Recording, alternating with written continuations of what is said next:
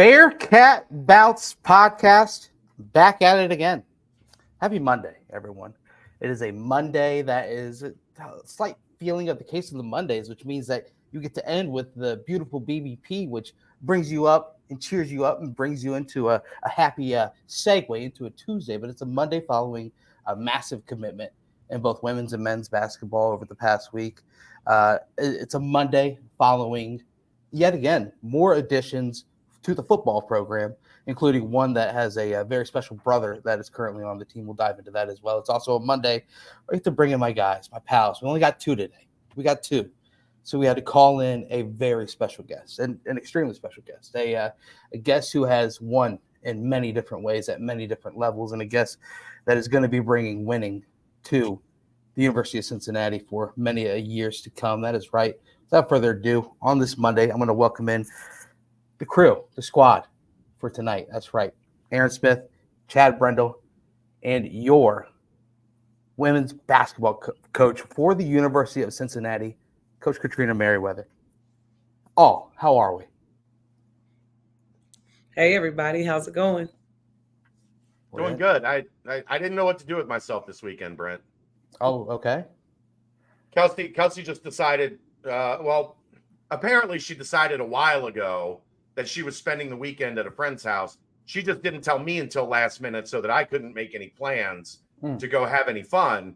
And that's the life of being a single dad with a 13-year-old daughter. I hung out at the house. I had some friends over for a fire on Friday and kind of kicked back and enjoyed a nice, relaxing Saturday and Sunday. And I feel refreshed. I feel energized.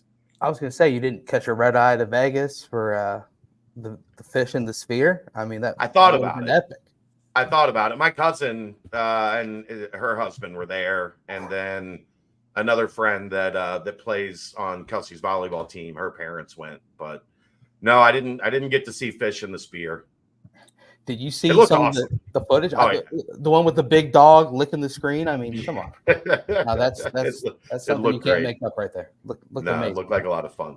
Well, but nothing beats a good bonfire. Nothing beats a good chill, relaxing weekend. They feel rejuvenated. I like that. So welcome. Let's roll. Aaron, how are we, sir? Doing all right. Busy weekend. Got a new car. Had to find something to fit the family instead of driving two vehicles everywhere. Now that we're going to be a family of, instead of five, a family of six in June, we had to make sure we had an appropriate vehicle. So we got the Grand Highlander. It's big. Wow. Which is just a minivan with doors that open out instead of slide. You have an SUV too. Get out of here.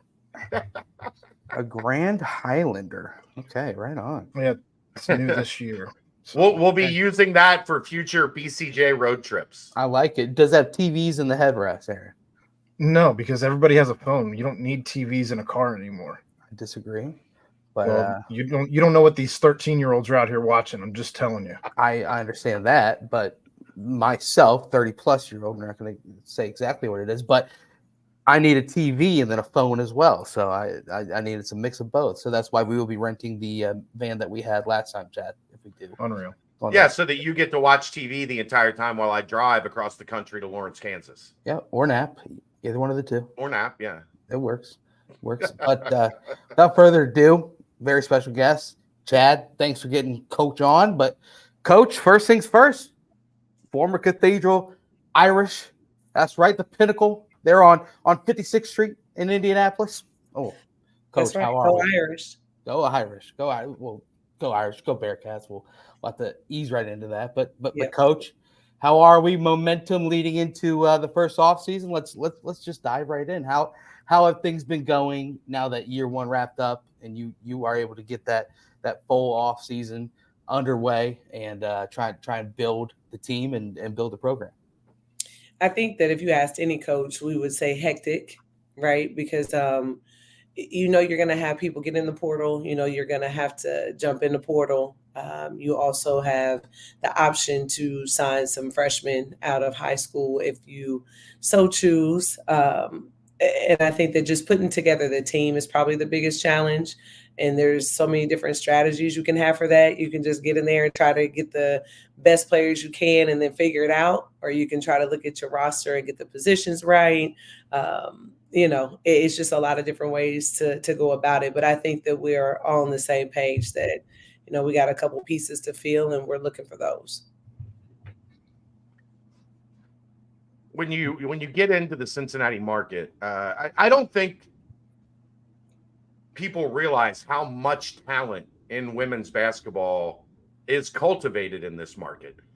How do you make that a priority when you get here and then continue to work towards executing that? Because it is, I've said this for a long time, it is a very small basketball community in Cincinnati, and everybody is kind of connected to each other. So how do you come in and kind of make those inroads in such a quick fashion? Well, we spent 11 years. I will say I particularly spent 11 years at Wright State. And This is always the most interesting part. We got a fist pump.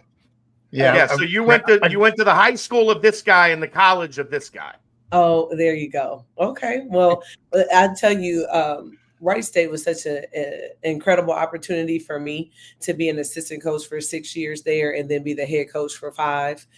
I learned a lot from Mike Bradbury, was trusted by Bob Grant, who just retired as the AD there, to run that program. And you have I'll talk about a lot of options, right? You just have these decisions to make where we felt like in order to win championships in the Horizon League, it was going to be very difficult for us to get kids from Ohio. So we left the state. We got our best players from Indiana, from Illinois, from Michigan. Not that we didn't have great players from Ohio, because we did, but the majority of the team was made up out of state kids. So we come back after being in Tennessee for 2 years, and we're like, man, we didn't do a lot of recruiting in Ohio. So we did have to reach out, start forging some relationships, reconnecting with some people, because we intended on being in Tennessee for longer than a couple of years. So this kind of took everyone by surprise. And so again, you can, if you're being received well by the local talent, then you can dive right in.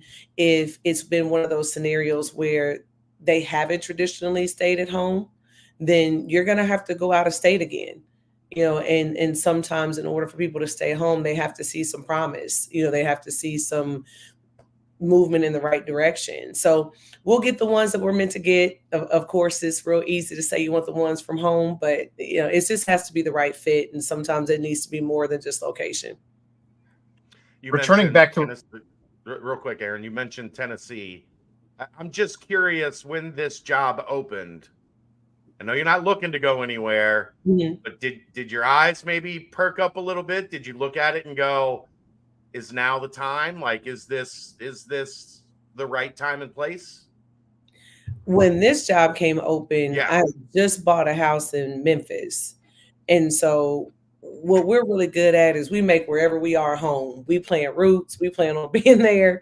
And I think that this was as tough as it could be. I always say it wasn't easy, but it was inevitable. It took me maybe a little longer.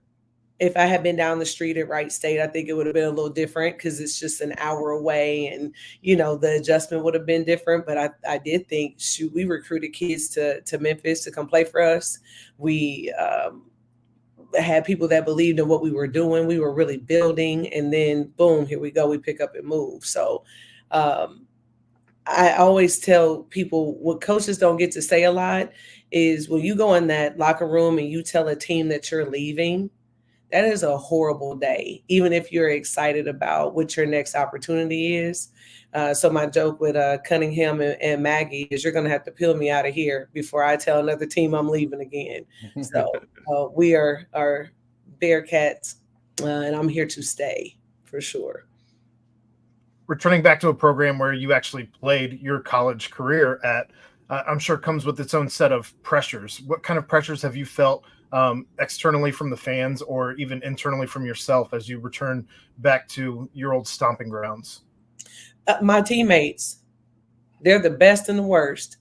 They text and they call and they support. And then when we lose, they're like, hey, what is going on?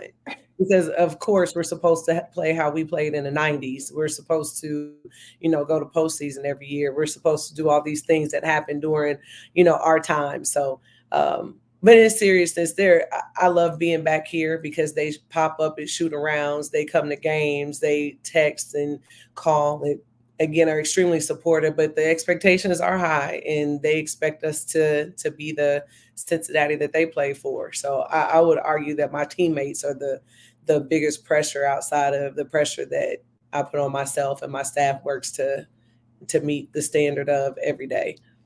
We're kind of glossing over some things, so we're going to continue going around the horn, but I'm going to dive in a little bit more on some of these.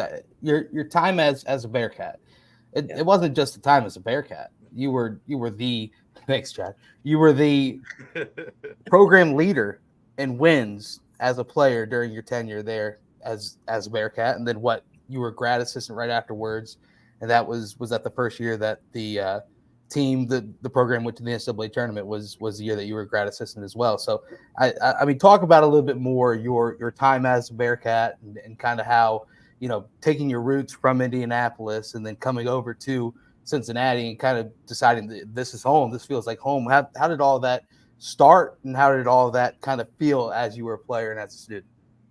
I think it started with some familiarity. The road from Indy to Cincy didn't start with me. Yeah, it started with Oscar Robertson, who was my grandfather's high school teammate at Crispus Attucks. Cheryl Cook, who had come to the gym with us as we were teenagers and working out in Indianapolis. And I think that sometimes when you just know someone other than you has done the same thing, it makes it a lot easier to do. And then I came over with my teammate, Tammy Douglas, who I've known since we were 12 and played AAU ball together. So I picked Cincinnati because what I was used to doing, as you know, being an alum of Cathedral, I was used to winning. Yep. So it wasn't about where can I go and play the most minutes or where can I start or any of those things. I just wanted to win and make sure that there were good enough teammates that I didn't lose. So when I looked at what Lori was doing and the players that were here already, I knew it was going to be a battle, in order to play, which is why I didn't start until my junior year. I just got a little bit better every year. So I wasn't the leader of any of those teams in any statistical category. I would just like to think I was a really good teammate. I worked really hard and did the best that I could to be a good culture kid. And I think that that's where a lot of the respect for me came from. It wasn't necessarily because of anything I did that was tremendous out there on the court. Just tried to work hard and be a good person. And I picked really good teammates, just like I picked really good staff and really good places to work. So if I pat myself on the back for anything, I just make pretty good choices when it comes down to things like that. So yeah, we won a lot, but we won a lot because I had some really, really special teammates. One last thing on that is how popping was Clifton at that time, because you guys were winning a bunch, men's team was winning a bunch. It was Jumpman was there. Jumpman's back, obviously, but that was a time when it was a cultural thing to be not only a follower of the Bearcats but to be a Bearcat. I'm very thankful that technology was lacking and there was no social media. A time was had. Yes. Oh yeah. Ain't that the truth? Yeah. It was a lot of fun. And I say a lot of the time, like, this is just where I grew up. It's where, and back home, I actually live off of Clifton and Martin Luther King. Yeah. So when I came on a visit with my parents and we saw the intersection of two streets, I immediately was like, I'm home. There you go. Yeah, so it was a lot of really, really amazing people that made this place, and a couple of them are still here, and that's one of the reasons why I felt very confident that we would be headed in the right direction moving into the Big 12 and all the challenges that were ahead of us. So moving into the Big 12. Go ahead. Sorry. Moving into the Big 12, you do have the support of Jumpman as you go on the recruiting trail and trying to bring ladies onto campus. You have the branding of the Big 12 at your back now, so maybe a little bit easier than trying to sell the American. But what's it been like going out and trying to sell the University of Cincinnati without having the recent history, but rather having to look back to when you were here? I think that it's a similar challenge that we had at Memphis. One of the reasons why I took that job was because I remember the success in the 90s. Like those were dogfights, with Tamika Whitmore, who played, I don't know, maybe 8 or 9 plus seasons in the WNBA. And I remember battling Memphis in conference tournaments and during a season. And I think once a place has had some sort of success, you just got to find the right fits. And I think that the last coaches between Lori and myself, I do think that they worked really hard. There were some challenges with the pandemic. There were challenges with changes in leadership. There were challenges with changes in conference. So I think that you have to kind of go back and care enough to break down, the time between Lori and this past year. And there were really some significant obstacles for some of these coaches. We don't necessarily talk about it as any type of excuse, but I think those are valid reasons. And just trying to rebuild what we know that it could be. And I think people are really receptive to that. I think they're receptive to the players that have come through here. Again, Jillian Hayes deciding to stay at home, has not had a winning season yet, but she's also going to finish top 10 in, I believe, 5 or 6 different categories. So there have been plenty of good players that have come through here. We just are doing our best to put it together and let it equate into some wins. You mentioned earlier you didn't start until your junior year. In the transfer portal era, that is becoming, it feels like an impossibility to have someone get to their junior year that didn't jump in the transfer portal because things weren't going exactly as they had envisioned them. How much of a balance do you look at in needing younger talent that comes into the program out of high school and is developed and is part of your culture, but also knowing how important and how substantial the transfer portal has become in roster building? We talk a lot about the sisterhood here and the sense of belongingness, right? And it has to extend beyond your performance on the floor. It has to be more than that. It has to be bigger than that. And I think that what people realize when we bring people on campus and we go through everything that we offer, being a Bearcat is an experience. We have the academy that does a phenomenal job of making sure academics are monitored and that there's development happening so that their motto, you go pro at some point, whether it's professional in sports or into the real world. And I think that those things that we offer are the reason why we have a chance to recruit anybody and be in conversations. This balance that you're referring to, though, I think that you have to win with 4-year players when you do it the way we do it, which is bringing in people. And we talk about this journey of development over a 4-year period. If you come here and you leave, you don't really get the full experience of being a part of our program, because we told all of our parents, hey, you're going to hand us a young lady. We're going to hand you back a young woman. And we're going to do everything we can to make sure she's ready to tackle all the different things that life is going to put in front of her, that she's going to be successful in society, all these different things. So we're going to get people in this program that believe in that, and not the ones that just want to come in real quick and see what they can do and then get out, or maybe find something that they think is better after they've been here for a year or two. So we're very careful in recruiting, that we are going after 4-year kids, and then understanding that every once in a while we may have to fill in some gaps for injury, or somebody does decide to transfer out with the portal, but we will not be a portal-based recruiting program. I just don't think that that's the answer if you want to have sustainability at this point in where the program and where women's basketball is right now. Speaking of that, what was it like to see the glow up, the explosion of women's basketball last season, and then especially into this season? Record-breaking numbers, headlining superstars. Just, I imagine, as someone that has been in this world for as long as you have, I can see the smile. Like it has to just be so rewarding to see it getting to this point. Oh, it's beautiful. And that was the one thing that I tweeted, after Don Staley in South Carolina won another national championship. And they put up a video of her looking up and the confetti's falling on her. My exact words were, "This is beautiful."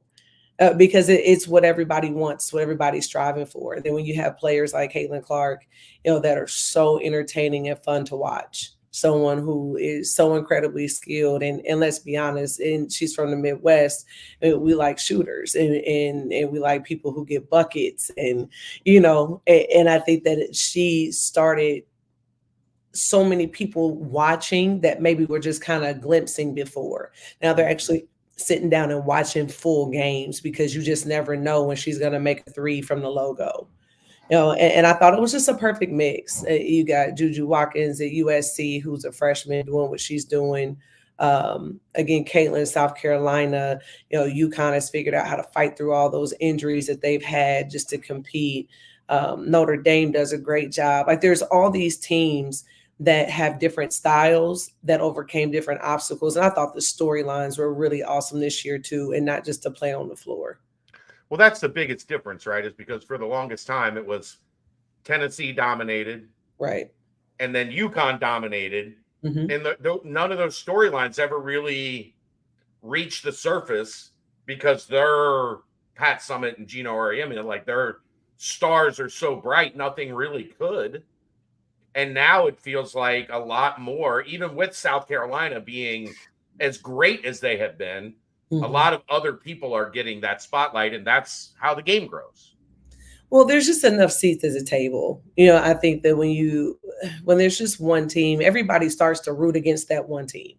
When it's just so much dominance, people just get sick of seeing you, right? It's why people have issues with LeBron, why people have issues with Beyonce. You just get so sick of them being amazing and so much better than everybody else. You just start disliking them just because it's just unpopular to create a little bit of distance in their greatness, I guess. And I think that that's where women's basketball has become very special.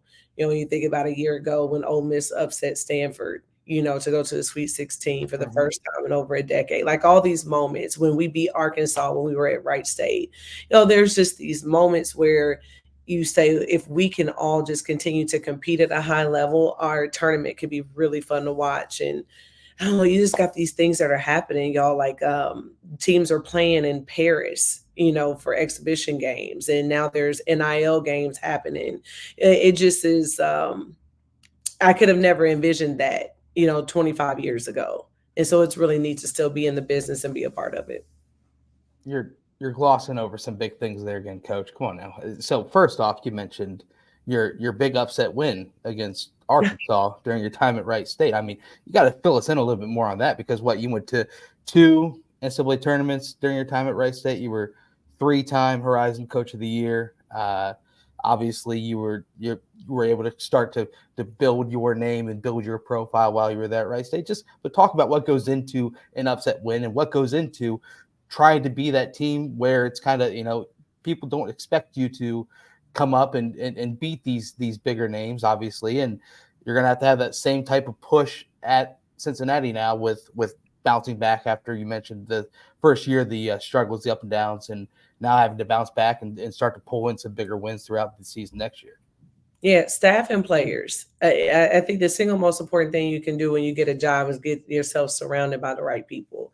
So I'm at Wright State, and Keith Freeman and I both were up for the job. And we had kind of agreed, after it lingered on for a couple of weeks, that whichever one of us got the job, we would hire the other. And he is right now out in New Mexico with Mike Bradbury. And I had Samika Randall, who played at Tennessee, and then Ashley Barlow, who I'd known since she was 8 years old. And so here we are putting together this staff at Wright State that then 2 years later, I add Abby Jump, who is my recruiting coordinator here and does a phenomenal job, played at Wright State. So she comes, and all of a sudden we start beating, Green Bay. And then Tennille Adams comes, who then played at Arkansas and has that Arkansas scout while we're at Wright State. And so I just think there were some pieces that we put together from a staff standpoint, and not to dismiss, we had the best player in Wright State history was our Dobo. So we just had excellence and championships everywhere. You know, we had great players and people who just were proven winners. And I think us doing that spilled over into our team, into our kids. And Mike had done such a good job setting the stage that I took over a team that already knew how to win and expected to win. So that was something that we had to teach. So I think that when we started to win some bigger games, right, and compete for those conference championships, it was just a combination of having a staff in place and then some really awesome players that represented Wright State and felt like we were playing big time basketball regardless of what anybody else thought. And I think that it started there. I like that. Hypothetically speaking. Okay. What's when you land that first big splashy recruit that gets everybody talking about Cincinnati, what's the staff celebration like? Is it just a couple daps and all right? Or is it let's go out and have some fun tonight? Listen, we celebrate everything big. When you do this long enough, we talked about this season, celebrating small victories until they turned into the big ones. So it can be a top 25 recruit or a top 250. If it's the recruit that we need, we celebrate and we get together and we laugh and joke and spend time together anyway in the office. But we go to dinner, we go to my house. I have these two big 100-pound labs that make celebrating at my house kind of tough because they run around and bump everybody and and want to be petted and have to throw the ball every 15 minutes and stuff like that. They're bigger than Abby and Abby. They are. They technically do everything they can to knock them over as soon as they see them. Nice. So both of them take off running, which of course they think is a game, and so they get chased. And it's a whole event. Trust me. But yeah, we eat together. We celebrate together. We yell and cry together. We had some games this year where we really felt like we had some chances to win, and we go back and reevaluate that. And no one's harder on me than me. And I'm surrounded by a staff that's the same way. Those games we felt like we let get away, so that we are continuing to grow and get better. And that's why we celebrate with each other so hard, because we also are very critical of ourselves, what our teams are doing. So, we try to keep a balance of both. First trip through the Big 12. What was your overall impression of this as, one of the power basketball conferences in America? Yeah, I mean, just really good players, but really good coaches. Like, some of these coaches have been doing it for so long. And then like Iowa State, where like Bill Finley has done it, I believe 25 seasons at the same place. And it's so hard and so rare to get a program going and be able to sustain ups and downs, and your administration continue to believe in you. And that's where I felt the most stretched and challenged, was no matter what happened in those games, we make adjustments, we pivot, then boom, they're pivoting and adjusting too. And it is a chess game on steroids out there. And I appreciate that, because again, I felt like I was stretched and I grew significantly the same way I felt like I grew when I got to Memphis and when I was challenged by the good coaches in the Horizon League. I think sometimes we're just a reflection of our biggest competition. And that's what I feel the most. I think that we held our own rebounding the ball. I feel like we held our own and being tough and gritty. Us not having a point guard, I think really hurt us. We had some games where we didn't take care of the ball very well and things of that nature. But I thought we did a great job of competing. These kids showed up every day, played hard. You could come to practice. You couldn't tell if we won or lost. They still had all the energy in the world and they were ready to tackle the next challenge. So we just know that we have to continue to grow and get better in some areas. And that's what the goal will be all summer and preseason. Program's gaining a ton of momentum right now. And as somebody who has not had a whole lot of free time to invest into watching the women's side of basketball, who do we need to look forward to watching this upcoming season? And what do we need to be looking for as the program continues to grow? Yeah, I mean, Jillian Hayes is going to go down as one of the best players in program history. And I played with the majority of them. I mean, and she is every bit as tough as the kids that we had on our team and played against in the 90s. And so that blue collar, hard working, just bump you, hit you, double doubles the hard way.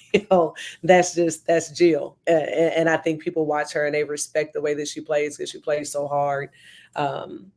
Reagan Jackson is coming back as a sophomore. She played, I think, 26 minutes a game as a freshman. So she's been battle tested, one of the most fierce competitors that I've ever coached. So looking forward to her continuing to grow. Ariel Jackson has a ton of talent. We're just trying to hone that in the best way possible so that she can play as many minutes as possible. Destiny Jackson holds it down in our 5 spot. She's our muscle, takes up space, rebounds, finishes. And then we have this freshman class that, every time that they come through the office, they're like, Coach, we went to voluntary weights. I'm like, that's awesome. So the ones that didn't like the minutes that they played, they're already working hard to make that different for next year.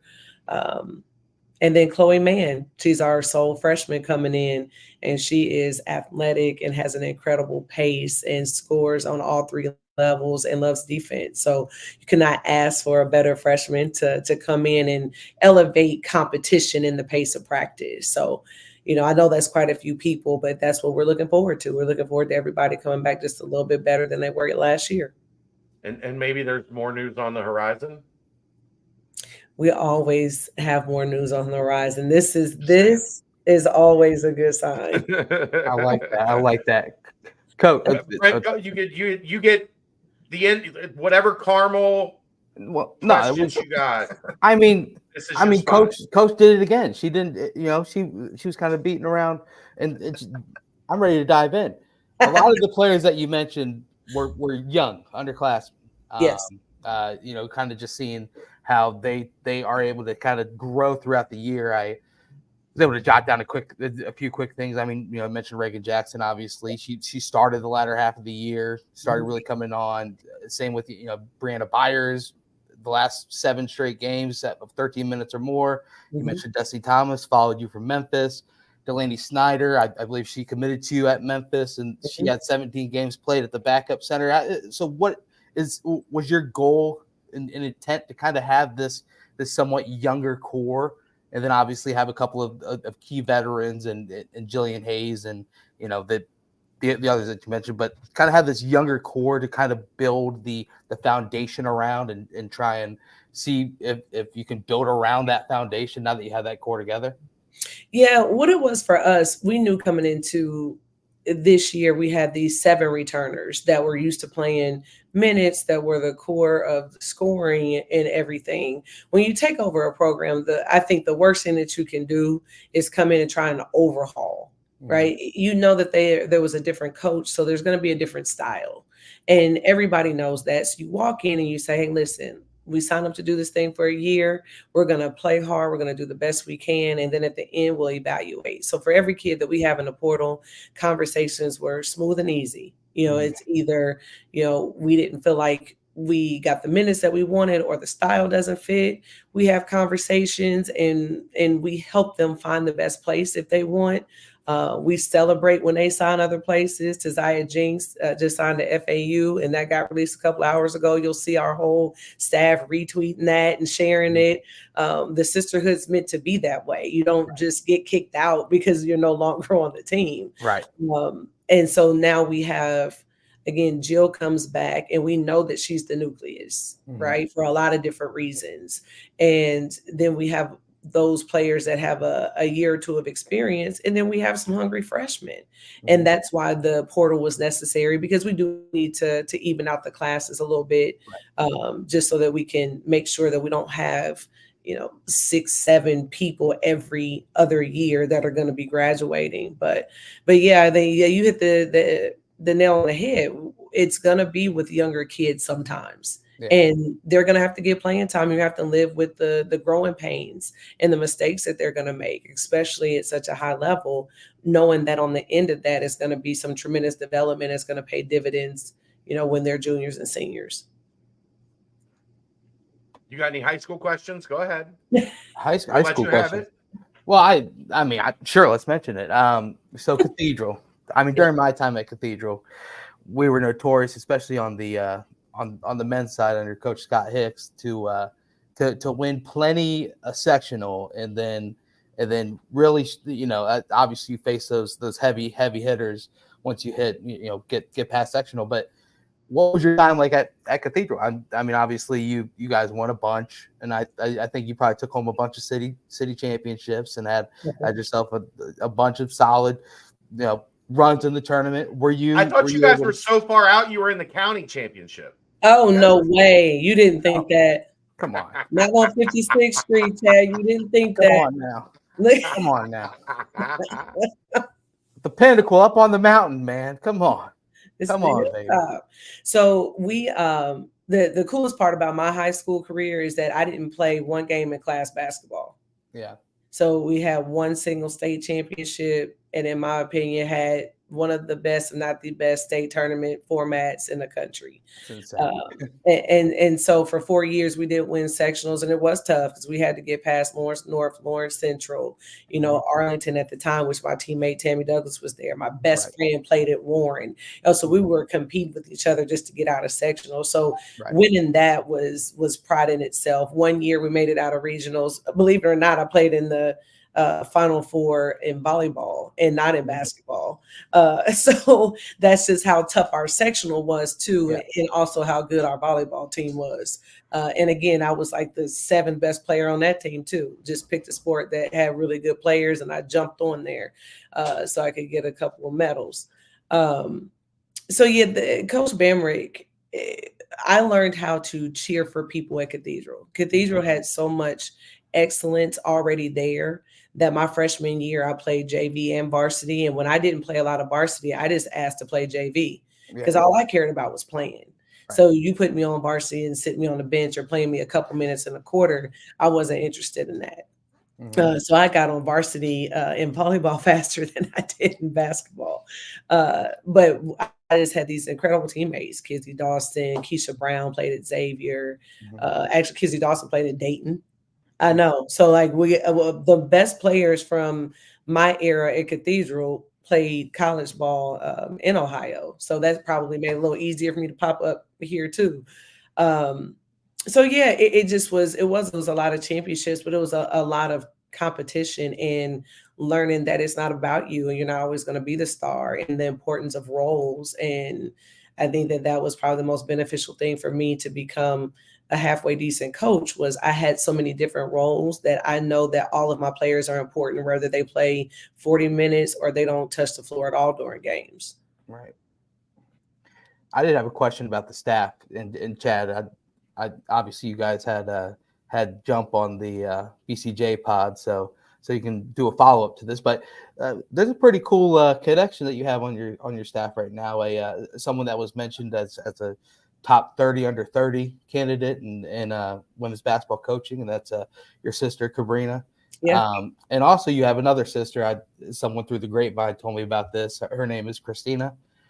So Christina, Katrina, and Cabrina. That's a heck of a trio right there. But what is it like having Cabrina on your staff and what she brings? And obviously she's got a big time pedigree in a big time 30 under 30 list that you're on. I mean, I'm still out here searching, trying to get a 40 under 40 list, hopefully one day.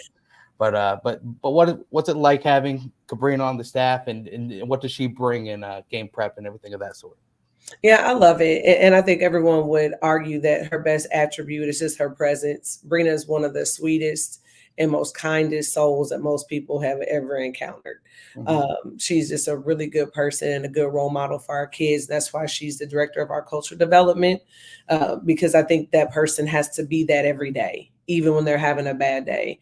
And that's not to dismiss what she does for us in scouting and development of our post players. It's just culture is such an important thing.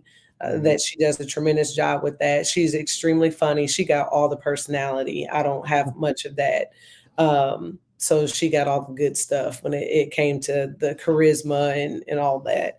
But it's a dream come true to work with your family because it's people that you trust. But where I was already fortunate was that I had that before she came. Mm-hmm. And so what I love the most about our staff, and you talk about 30 under 30, I've got 4 30 under 30s on my staff. So Abby Jump, I believe, probably leads the country in 30 under 30 awards. She got it 6 times, maybe 7. I can't remember. Wow. Yeah. And Ashley Barlow, right. Ashley Barlow got it. She's 35 now, so it's been a few years. And then Brina had it. And then Abby Owens, our director of basketball operations, was also 30 under 30. She just didn't qualify for it this year because she was in an administrative role. So I've always had the pleasure and the fortune of being surrounded by really awesome people. So you add your sister into the equation and, absolutely it just gets better. How excited was Abby to get to Cincinnati just because of Jordan? We saw when she got here, the old school Jordan stuff, she was just in it every day. Abby is the queen of one. So we're like, Abby, where did you get that? And every once in a while, she'll get us a gift and she'll let us be fly with her. But for the most part, she just pops out and all this different stuff. And everybody's like, where did that come from? Where'd you get that? And she just kind of grins. She doesn't ever really give her connection away. We don't ask because we know that that's just her thing. But yeah, she has been defined and described as swaggy by almost as many people as have met her. And it's very accurate. She's very happy to be in Jordan Brand. Is she killing your budget on getting Jordans? Well, everybody knows Abby's the budget killer because it's not the Jordans though. Abby has this amazingly creative mind. And she has all these brilliant ideas. And so I know when she's like, hey, and walks in the office, I'm like, here, I can just hear cha-ching. Right. So it's like when my 13-year-old daughter walks in the room. Like I know money is going to be spent.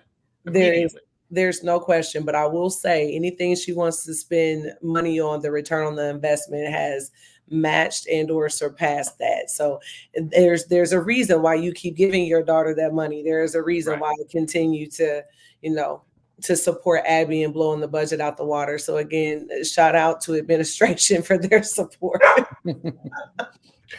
Now, we almost let you get away without talking at all about any of the Team USA stuff. So what was it like on the bench as an assistant for Team USA? Is that something that you have been given the opportunity to continue doing already, or is that something you have to wait and see? What's that all been like?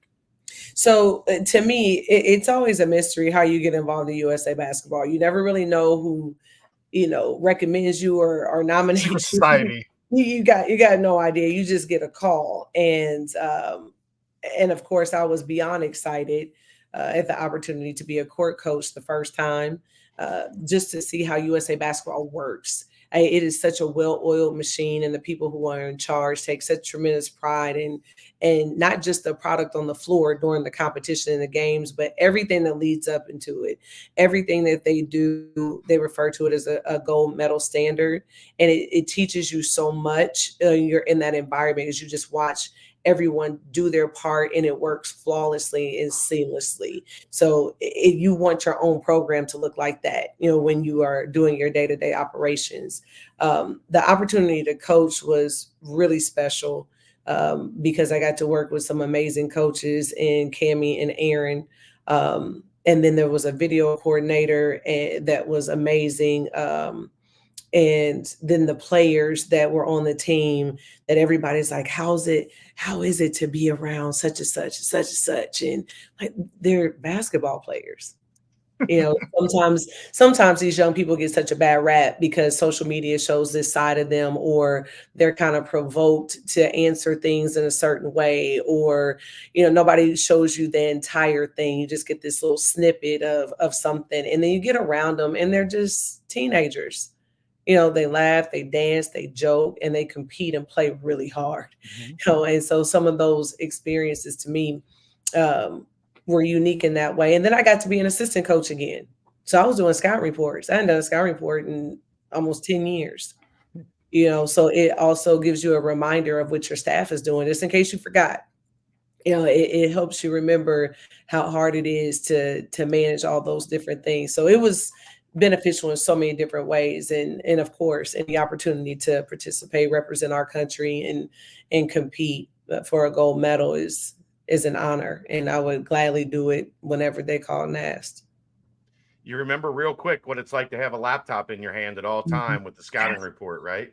God, it took so long. And again, I was thinking, my goodness, and seeing it's different. And then I also get to watch different countries play. So they have different styles. So I'm stealing quick hitters from Venezuela. And I'm like, yeah, this is awesome. This I can get used to, you know. Bob from France. I like it. Yeah. Yeah. You know, and then you run into some players, you know, that play at our college level, that play go back and play for their countries. You know, Cardoso, we played against her when she was playing for Brazil.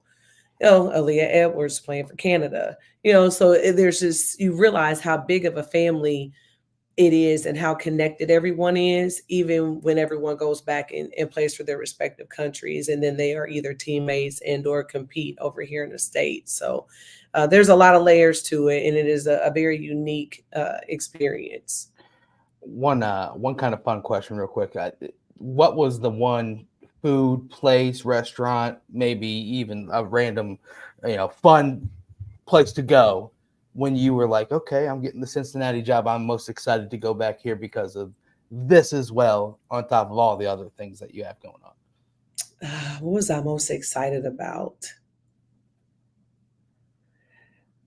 Okay, so this is going to be slightly unpopular. I was most excited that just 10 minutes from my house, there's a Fruita Bowl. Oh, wow. I love Fruita Bowl. And we didn't have one in Memphis. We drove to Oxford to get it, and then they closed the one in Oxford. So then it had been months. Okay. And we used to go all the time when we were in Wright State. So if you haven't had Fruita Bowl, you got to go. Okay. Like an acai bowl with that fresh fruit and granola and all that stuff mixed together.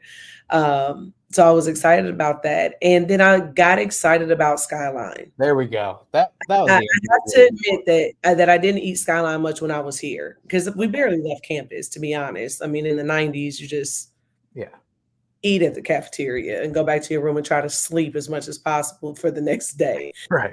But Abby and AO in particular, so both the Abbeys love Skyline. Okay. A former player, Emily Vogelpool from Wright State, lives in Cincinnati, loves Skyline.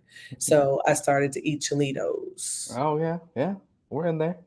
So have you done the Godfather? Is that the sushi roll at Jeff Ruby's? No.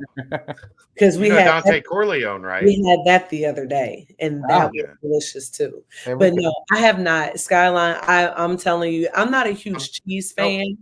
No, he puts French fries in them. No. Dante Corleone, the football player, the All-American, no, he puts French fries in his Cholitos. And a cheese stick. Yeah, and a mozzarella cheese stick. Yep, nope, have not. Well, to be fair, he used to do it. He used to do it before, first. What did he used to do? And now Nico got his hands on seven or 8 Cholitos with French fries, large 3-way, and something else was on there. The mozzarella. That was after football games. That was his post-game meal. Well, speaking though, so La Rosa's is what we used to have after every single basketball game for 4 years. So I won't be eating that, even though it was delicious. But I mean, literally every single game for 4 years. And then Alabama Q, where speaking of football, Dewan owns that. And whenever we came up to town to play Cincy, whether it was Wright State or Memphis, we would always go to Alabama Q on Shorebine. So, there's some spots for sure. Island Fridays? I have not eaten there. Trina. If it makes it any easier for you to pull the trigger, it's run by a former football player, Leo Morgan. Well, so he was from Jamaica. Okay. And on Fridays, he would cook for the team, and they called it Island Fridays. And then a knee injury ended his career. So he opened up Island Fridays on Shortvine, and it's been on Diners, Drive-Ins, and Dives a couple times. It's my favorite Their jerk chicken dinner is my favorite meal in the city. Well, you just got them another customer because this week I will make sure to go to Island Fridays. As you made that sound It's like delicious. something I couldn't miss. There's a key, though. There's a key. Okay. You get rice and peas, which in Jamaica is rice and beans. They call it rice and peas. But you have to ask for gravy. Okay. What they do is they take the broth from the oxtail stew and they pour it over the rice and peas. Oh, now I will say we had a You're going to have to do a little extra time on the treadmill, but that's okay. That's okay. We had a GA that was from Canada that was also Jamaican, and she used to make those type of dishes for us. So I'm definitely going to check it out. It's right there in Short Vine, kind of down just a little bit from Alabama Q, like a block and a half. No, that's awesome. Coach, you did the thing again where we're talking about something you didn't. We gotta let her go, Brent. We gotta let her go. She's been here for 50 minutes. Okay, just one quick last one. Okay. Speaking of Skyline Chili, there were two bathtubs full of Skyline Chili at a recent event, and I want to just hear your thoughts on Jillian Hayes' performance in the Lambaby games when New Heights podcast came to Fifth Third Arena. Well, I think that anything that Jill does, she does it as hard as she can and as well as she can. And I don't know anybody who is tougher, stronger, and more competitive. So I think she did a great job. And I think that she enjoyed the high level of competition. Now, she doesn't know how to have a whole lot of fun when things like that happen because she gets so locked in and zeroed in. But I saw her smiling quite a bit. So I think that she was okay. There we go. Did you snatch Jason Kelsey's ring? I did not, even though I heard that it ended up getting stuck and lost in the chili. I talked to them the other night, and they have not found it. Well, I will tell you, I know for a fact they were looking because the big pool was in the back behind the gym, and there were like 3 people just coming through it and lifting it up, and it was going through their finger. You could tell that I didn't know what it was. I didn't know what they were doing. I kind of thought they were just playing in the chili, which I don't judge. Hey. But now I know what they were looking for. Yeah. And so it's lost. It's gone. Yeah, it's gone for good. I think it's gone too. It's gone. Football guys aren't really the smartest guys on the planet. Yeah, I've heard the opposite, actually. I heard that playbook can get so complicated that if you're not smart, it's hard to be a good football player. But football smart is different than putting your Super Bowl ring in a sock and letting people put it in a pool full of Skyline chili. That's not. You've been doing this for a long time, and you're far more popular than me. What will not happen is a Kelsey attack on my watch. I'm tapping out of this one. I don't have any opinion. As far as I know, that he's the smartest guy in the world. Amen. Hey, look, it's not slander. There's a lot of love. I named my daughter after him. I love Jason. Putting the ring in the sock and into the Skyline, he's done smarter things in his life. He knows you though, so see, he can take that from you. I just took a picture with him and shook his hand, so I have to plead the fifth on any of those things. There we go. All right, get her out of here, Brent. All right. Well, all right. No more questions, but there's one last statement I will make is the fact that Coach Trina has won at every single level. She is a winner. She is an absolute winner, and after talking to her, I can see why she is able to build a staff and a team around her that is going to win. So a big thank you, obviously, for coming on and continued success throughout the offseason, and hopefully we'll be able to have you on again sometime soon. You're now an official friend of the pod, so we'll have to bring you back. So thanks for coming on, Coach. No, thank you for having me, and we'll see y'all soon. All right. Appreciate it. Good. Thanks, Coach. All right. There we go. She's going to win a lot. Oh, she's won everywhere. She's going to win a lot. I mean, Memphis went from like 6 wins, and then the year after she got in there, it was like up to 16 wins. Like that's some impossible jump right there. And then they won even more the next year. I mean, the same thing at Wright State. There's just no way to beat around the bush, as I kept saying, that she's going to win.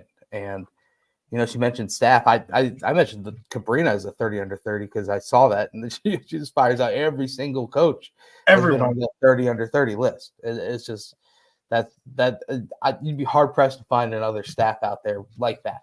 And Yeah. all that kind of youthfulness, that exuberance, it's affectionate, and I'm sure that's why a lot of these players probably want to come and play for Coach and play in the Big 12 and make it work. She can't talk about D. Alexander, but we can. Right. I know as recently as the winter, when D released her top 15, there was a very real chance that Cincinnati was just a hat on the table, just giving the hometown option some love. Mm-hmm. And Katrina and Abby Jump went to work, and they got her committed to Cincinnati. That girl had every option on the table. She could have done anything she wanted at the top of the women's game. Mm-hmm. And the relationship that was built here at home kept her in Cincinnati. It's a big deal for the staff, a big deal for them to make that type of statement, not, just a year into her tenure. Yeah. Well, and also on top of it, she mentioned it a couple times is that, although she was a really good player, she kind of didn't really, pump herself up too much, but she did surround herself with winners. She was able to figure out a way to be on these teams, and then now all of a sudden piece together pieces and see a winning culture and be in a winning culture. Now that she's not a player anymore, she can't go out there and do it herself, but she knows what it takes to build a winning team around her. So I think that's just some finer things. I mean, you see the same thing with Wes and the fact that, his North Carolina days, and obviously his days, growing UNC Greensboro as well, and now here at UC. So it's awesome to see two winners, and of course, gosh, I can only imagine those days in the late 90s when she was at UC with Bob Huggins leading the Bearcats team on the men's side. Just that's a lot of winning, a lot of celebrating, a lot of fun. I can only imagine what that was like. Imagine.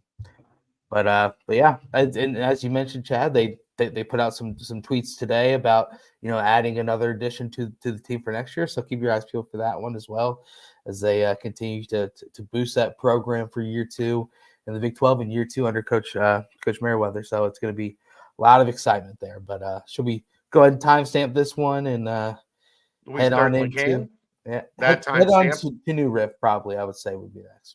That timestamp brought to you by Quick Paper Supply, your local and family-owned restaurant supply company for all your non-food products. Quick Paper services over 150 restaurants with weekly low minimum next day deliveries. They provide a wide range of food service products, from to-go containers, cups, custom printed products, eco-friendly, and much more. They also have cleaning and restroom supplies for all your janitorial needs. Call Nick 513-470-2029 and reference Bearcats for 20% off your first month of purchases. How are we supposed to do riffing with Royer? Well, sometimes it's easy to drink a little bit too much New Riff. You can have yourself about too many tasties of the New Riff. Which by the way, go ahead. Are we going to have to do riffing with Aaron? Yeah, he called it an audible. Riffing with Smith. Aaron. Hot route.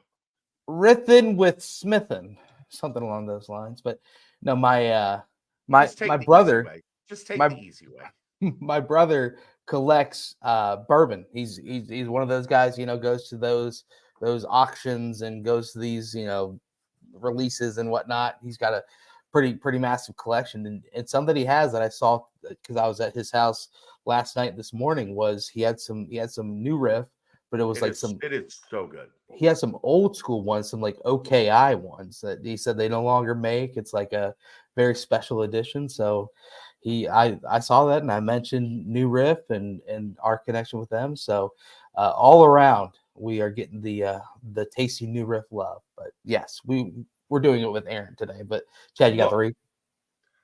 Galactic Fried Chicken is the best fried chicken in the city. Yep. The Holy Grail is the best bar in the city. Yep. Right? Danco Transmission is the best auto care in the city. Yep. Nobody makes these signs like Team Ticker. Nope. Quick Paper Supply, the best supply company in the city. Yep. New Riff is the best bourbon in Cincinnati. Oh, yeah. That's what we do. Yes, sir. It's what we do. All right. Fiercely independent and unabashedly innovative, New Riff produces award-winning bourbon, rye whiskey, and gin in their distillery in Newport, Kentucky. The Aquafire tasting room, located on the 3rd floor of the distillery, features cocktails, flights, and pours of New Riff's entire line of spirits, including rare, limited edition, and distillery exclusive releases. Bearcat Journal listeners can save 50% on distillery tours when you use the code BEARCATS24. For more information or to book a tour, visit newriffdistilling.com. Boom. Nailed it. All right. I was going to start off with a question, but I thought asking where we all thought Ryan actually was would probably be rude. So instead, I'll start off with this. What is your favorite part of the hoops and football off seasons? Man, I'll be honest. This is kind of like a weird thing, but this recent portal, time in college sports makes it so much fun that when there is a new portal addition to whether football or basketball, the accessibility and the high level tape that's available to watch. I mean, you can watch full games now. Like, you can watch, when Arlington Page had a good game for USC, or you can watch, Hickman scores 21 against Utah State in the beginning of the year. That part is something I love. I used to love when, I think it was Nick Colosimo, right, Chad, that used to put those entire highlight packages for each player together. Like the season package. Yeah. I used to love those, but now I like going back and, when each player said that they were coming back, I went back and watched the extended highlights of games that, they kind of went off. I like, watching Dan Skillings, watching the extended highlights of Jizzle and the NIT. It's those kind of things that I like during the off season, on top of just kind of diving in and seeing exactly what the new additions look like, because I'm you know me, I'm rose colored glasses guy. So when our new addition, I watch them play and I'm immediately like, oh, ooh la la. But on top of that, I like the practice reports, and I like the little birdies as well. So I forgot to tell you guys. Uh-oh. This is important news. Okay. The summer workout ban is over. Oh. They ended it?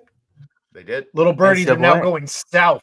They're now going south for the they're migrating and they're not coming back. I don't have to. I love it. I don't have to hide anymore. I actually got a text from compliance last week.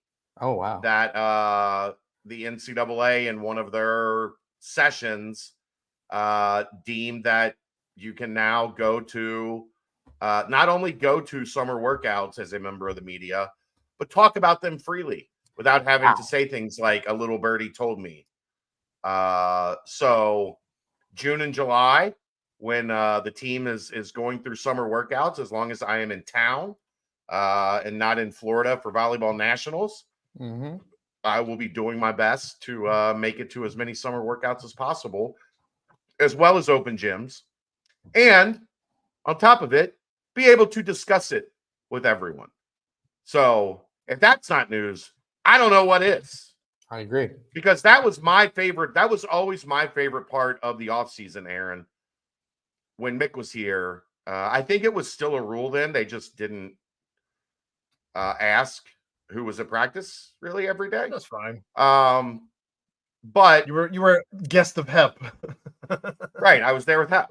Right. But it was a situation where I was able to provide a lot of information in the off season that you couldn't get anywhere else. And hopefully that is back on. So we'll see. Love it. And I love having strength coaches on the BBP. That only happens in the off season. What about for football then, Chad? The spring portal, Dave brought it up the other day. The spring portal for football has kind of been uneventful. Like, it is not. I know it's the job of this industry to hype up every recruiting window. It's okay to be honest about it. This was not what people hyped it up to be. Unless you're You've Coach gotten- Prime. I mean, not in a good way. Right. Exactly.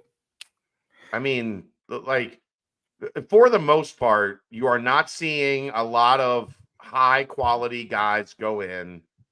I think what you're seeing is coming out of the spring, a lot of teams trimming their roster, and that's not fun. So I have not found the spring portal all that entertaining for football. I do think they'll be able to go out and make a couple quality additions to the roster with the openings that they have, but it has not been something that is nearly as captivating as the initial portal period in December to January, and then the basketball portal period, which is just absolute insanity. Absolute insanity on the basketball side. And we still have 10 more days, roughly, of that. And there is going to be fireworks across the country still as we get down to the wire. So for football, I guess spring ball, spring game, everything that goes with that. You start getting a clearer picture of the primary targets, some of the kids that visit during the spring. There's some commitments coming from that group. You'll see a lot of those names, or some of those names end up on that list of guys that are official visiting in the summer or late spring, early summer, or whatever. So I guess just that last 2-3 weeks of spring football where things are starting to be a little bit more clear, starting to make a little bit more sense. I've watched a bunch of practices at that point. So you start to get a better feel for what the next team is going to look like. That would probably be up there for me. The summer goes quiet. They do summer workouts. They're not allowed to have a ball. You know that? No. Some of that stuff in the summer, they're not even allowed to have a ball. Well, they can have play fun. Football. Yeah, but they're doing passing drills with no ball. I know. I was doing a pun. I was being punny. I know. It wasn't. Thank you. So much of the football, they're still trying to get to that point, like where they're the NFL, where it's 24/7, but college football just isn't at that point yet, I don't think. Watch, you'll start to see OTAs and like the stuff that they do will get more publicized because they realize it'll get more eyes on the sport. It'll all change when they're employees. It's coming. Did you see the stuff today? I did not. I was busy with a lot of the stuff is going, like the NCAA now is allowing the schools to broker deals. Like the schools still can't pay the students, but the schools can now be kind of the intermediary brokering deals with potential companies that want to, sponsor the players. So the part that they were doing behind the scenes, they're now allowed to do out loud. Oh yeah, so many cars about to be given to so many athletes. Just don't take it home. Right. Aaron, yeah, exactly. Or they will track that car down and they will take that car back. Aaron, what are yours? Your favorite? I think it's probably basketball for me. It would be the portal, along with everybody else. There's just so much action going on, and everything is changing now to where you pretty much, if you're not paying attention, the entire landscape will change in a day, and you'll have no clue what the hell's even going on. It is insane, if I'm being honest. Like seeing all these teams that were successful last year now, like literally have complete roster turnovers. It's just and not because all these players graduated, because of they're going portaling. It's just It is nuts. It truly is nuts. And then for football, for me, it's also the spring game. Just getting to get back out there and kind of have a sense of normalcy again, as we haven't had that since late December, and getting to be around my guys, getting to be around the program, getting to talk to, give Nico a big hug, and getting to see some of the guys that we've covered and talked to some of the players and coaches and all that stuff. And other media people. I love it. Parents, all that stuff. Right. All right, next question. As we talked about the rules, football rules just were voted on this week and changed. What rule would you change in football and or basketball this offseason?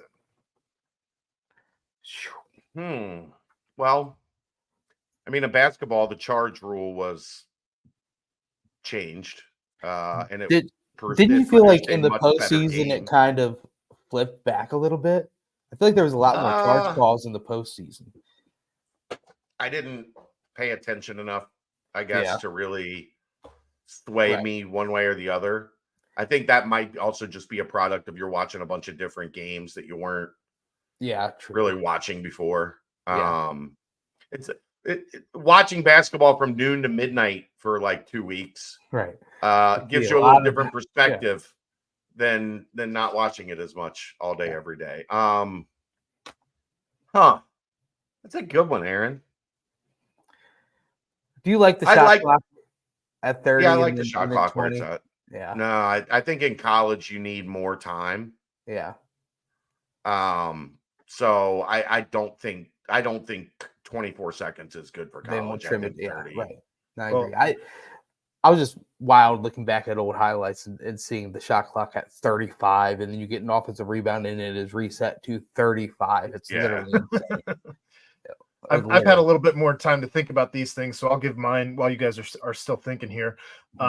For basketball, I would change the review process. I would have a team. That was right on the top of my brain, but I was trying to figure out how I would change it. I'd probably have 2 additional referees watching film of like they'd send a signal and you go watch while the game's continuing to go on instead of having to go review and have maybe like one official per conference type thing would make sense, because like sending it back to New York, it's like we're watching 300, we're watching 120 different games. It's hard to figure it out, but no, I agree. I just think that the more people that you have also involved, the less easy it would be to have potentially a dirty ref, if that was something that ever was, as gambling becomes more and more of a popular thing. I think that has to be something that you can't, especially in college basketball when you have 400 games going on per night, that these can't be something that's happening somewhere. So, right. Reed, absolutely not. No. Advancing the ball on the timeout at the end of the game. I'm with Mike DeCourcy. That's one of the worst rules in sports. That you just get to arbitrarily take the ball out at midcourt at the end of a game. No, the ball is here, and you got to get it there. Like, you didn't do anything to win that advantage. That's a massive advantage. If you just all of a sudden have the ball at half court and you get to throw it in from there, I'm out on that one. What about quarters? Do you think quarters is a... Yeah, I would like quarters. I think it gives you an easier way to handle the free throw stuff. Because you're not dealing with a 10-minute, 20-minute. You're dealing with a 10-minute stretch instead of a 20-minute stretch. Yeah. Where... And then you in turn also get 6 fouls instead of 5? I don't love the 6 fouls thing. I don't think it changes as much as people think. It changes the strategy some. Yeah. But the NBA plays 8 extra minutes, Aaron. Right. Like they deserve an extra foul. I just think if you added an extra foul in college basketball, you would see somebody like Kelvin Sampson be like, shit, we're gonna foul more. Right. Until they get to the tournament, they are actually calling the fouls, and they're like, adjust. Everybody gets 6? Yeah. Let's fucking go. Adding football players as walk-ons. We just need this for a little bit every game. John Chaney talking about bringing out the goons. Yeah, right. Yeah. Shouts. How about this one, guys? And it's not necessarily a game rule change, but in basketball, having it be like if you play like a fourth of the season, you can still redshirt. You can still be eligible for a redshirt. I think it's just crazy in football that there's a 4-game thing and you can still be available to redshirt. But in basketball, you play a second, and you technically can't redshirt. I think that's here's the thing, Brent. That's something the coaches have to fight for. Right. They haven't. So it obviously means they're indifferent, or it just isn't, it came to be in football because coaches, like every coach would love to just redshirt his entire freshman class. Right. So this gave them a way to keep the freshmen engaged with, you can play 4 games. So if you earn we're going to play you, but redshirting isn't as prominent in basketball. While I agree, I would like to see something to where even if it's just non-conference, right? Like you can play 5 non-conference games out of 11, but then you can't play in conference play or something. Right. I wouldn't mind that, but I just don't get the sense that coaches in basketball are all that interested in changing it. Or else it would be changed. Like that's if the coaches push to get something changed, it will be changed. Right. No, I agree with that. This is an interesting comment. Add a foul for each overtime so you don't end up with walk-ons playing each other to decide a game. If already fouled out at the end of regulation, you're still disqualified. Thanks for the comment. I like that. I like that as well. I like the last part. I was going to say, you can't have a guy foul out with 6 minutes left in regulation, and then all of a sudden in overtime, he's back, right? Like he didn't respawn. This isn't a video game. But I got to wipe those tears and get back out there. Right? I don't mind if they haven't fouled out already. Everybody gets an extra because you're playing extra minutes. So, Victor, comment of the day. Well done, Victor. There we go. For football, would you guys change the pass interference to where it's not just the 15 yards automatic first down? Instead, be no, I like that in college. I like that in college. In the NFL, they're supposed to be better, right? They're supposed to be better, than they are in college. I don't really have too many rule changes in football I can think of. Well, there's already been some for you for next season with the 2-minute. And they said that it's not. Basically, they're not going to add a TV timeout like they are. There's a set number of TV timeouts. We'll sure they are. They say that that's going to stay the same. I don't know. I guess I like the 2-minute warning in the NFL because it just gives you a delineating bathroom break of like time to go get some more salsa. I'm talking about the game, Aaron. We're talking ball. You know, those last 2 minutes are going to take like 20, so you go get 3 more beers. You're good for the rest of the game. You're locked or until halftime. Whatever. You're locked in.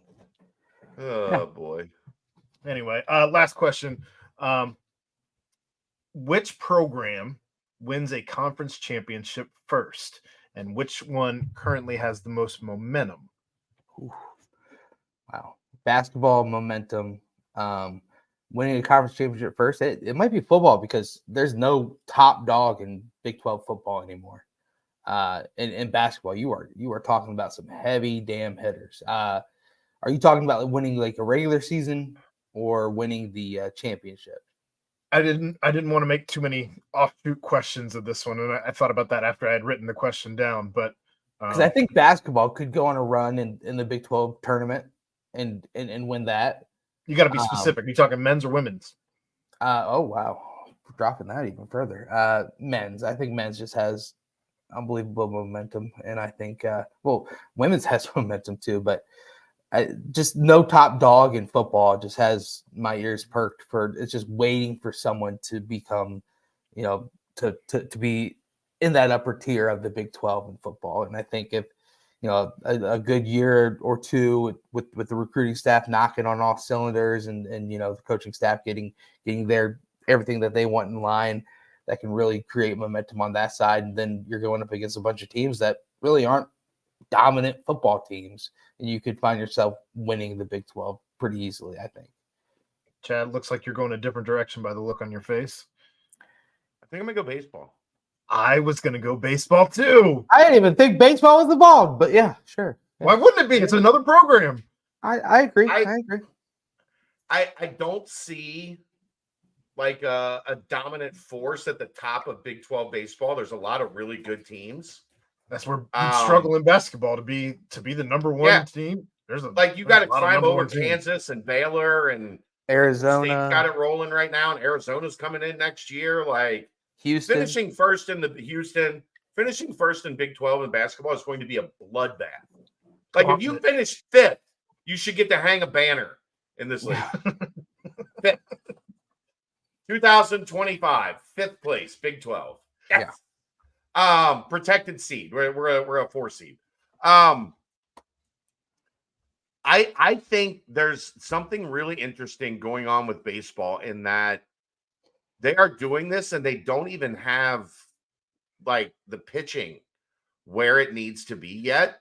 And he put a team together. He put a team together in like 2.5 months before they were out on the field. Yeah, they're right there, kind of in that group near the top of the league. So you give him a chance to get some pitching. I think it's pretty clear what we saw from his resume at Central Michigan and what we're seeing now. Marty, these guys are going to hit. His teams are going to score runs. He's got some chops, man. So I might pretty confidently go straight to baseball. So there's another program I wanted to bring up because I was going to bring up baseball if nobody else did. But I say golf. Golf's messing around and doing really, really well right now. They might win the conference championship this weekend. Just saying, they're messing around and doing some things this week. Yeah, there's certainly some programs making some noise already in the Big 12. So just thought it was worth having some conversations about maybe some programs that don't always get some love. So I love that. Sure, Aaron. That's my riffing question. Wow, Aaron, you did a great job. Ryan would be so proud of you. I put those together in like 4.5 minutes. He might have got Wally pipped. He better be careful. Ryan Reuter would be so proud of you. I mean, if he's not back next week, we've got riffing with Smithin. I like it. We could go to the bullpen. We could do riffing with Nickerson. Oh, we got options, Royer. We got options. No seat is safe. There we go. Let's timestamp, y'all. All right, that timestamp brought to you by our good friends at Quick Paper Supply. They provide mostly disposable restaurant supplies, products like to-go containers, cups, pizza boxes, to-go bags, can liners, napkins. They've been open since 2009 and are one of the largest minority-owned companies in the city. Call Nick, 513-470-2029, and reference Bearcats for 20% off your first month of purchases. Bang. Love that. Well, before we go into the BBP mailbag, let's talk about some new additions in both football and basketball. Obviously, we touched on the women's basketball side already, but we have yet to discuss the Arlington Page commitment here on the BBP. Aaron, were you able to discuss that at length and at any on any of the shows or whatnot on your point of view of adding one Arlington Page? I think the 2 shows we did, Aaron was traveling, and then I got to talk about it with George a little bit. Yeah. Your thoughts now that time is removed is that the perfect piece is a backup, kind of swing big, could play the 5, could play the 4. Where do you see his role on the team next year? Or is it, obviously he didn't play too much last year at USC, but he did have some very bright moments when he did see the court. Your thoughts on the addition of Page and what he brings to Westmoreland in the program? His style of play is something that I can appreciate. He isn't a guy who's just trying to hang out around the arc, but he is capable of hitting outside the arc.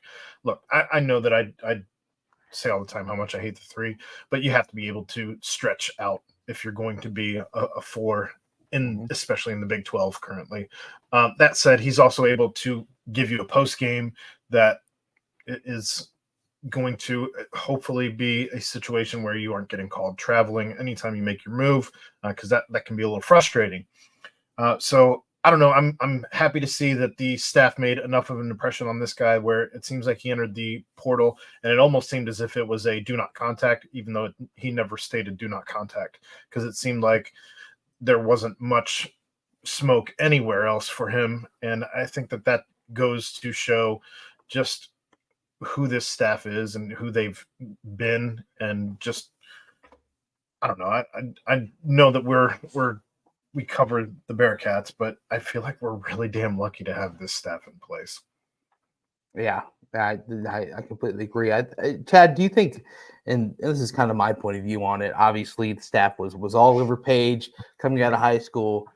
He goes to USC, and obviously we saw USC is a little bit different of a situation last year than obviously just putting a conglomerate of talent together and hoping that they can go out there and win some basketball games. It seemed like obviously Enfield is what it is. He leaves for SMU, and then kind of a weird season out there in Sunshine LA. But the staff still, though, Page hits the portal, and the staff still, again, all over wanting Page to come in. I feel like that it's kind of just a nod to seeing, hey, you know what?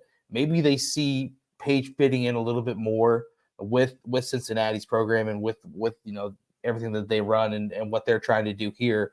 Do you find it more as a situation, maybe a new location, a new opportunity for Page? You kind of can see what that high school talent, what that budding prospect ability can bring now that he's with the Bearcats in a new situation?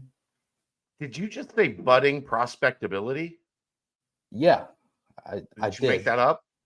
I did not actually. Maybe. I'll be honest. I'm riffing over here. I'm new riffing with Smith and Royer over here. But no, you know what you're doing?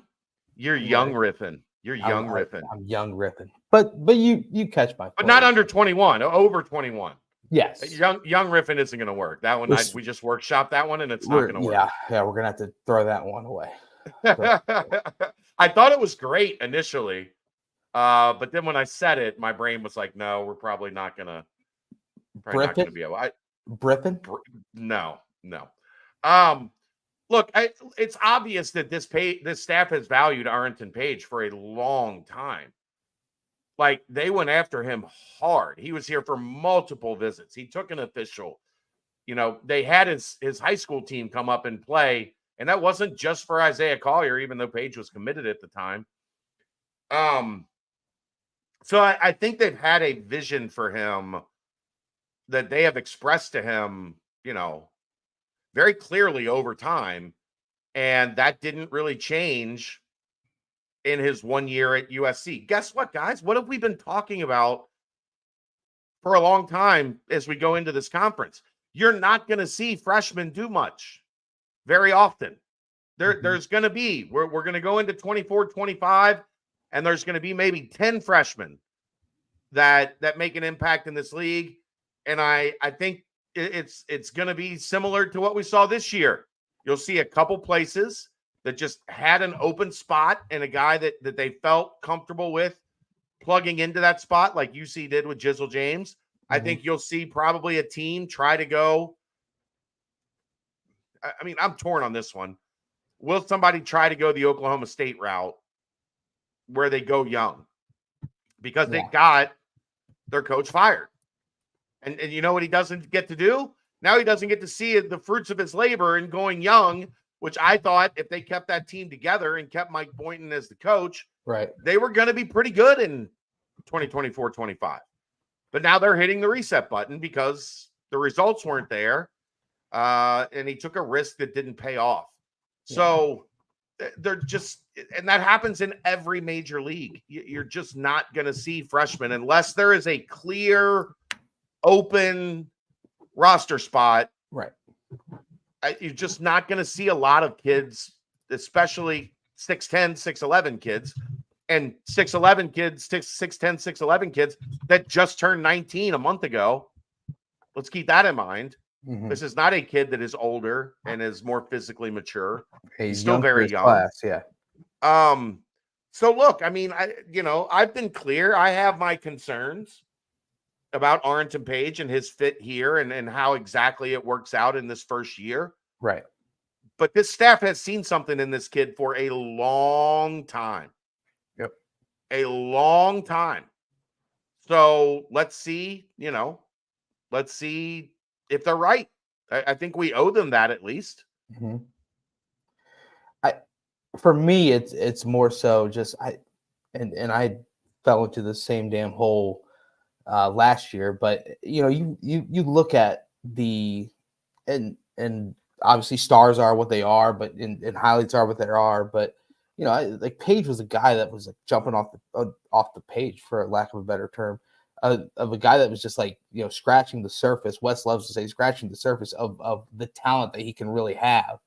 And we hear about it all the time, and you hear about it a lot more at the professional level. But obviously, the college game is getting closer and closer to the professional type of game, where it's like you put a high level prospect in a new situation, and they kind of unlock another level to their game.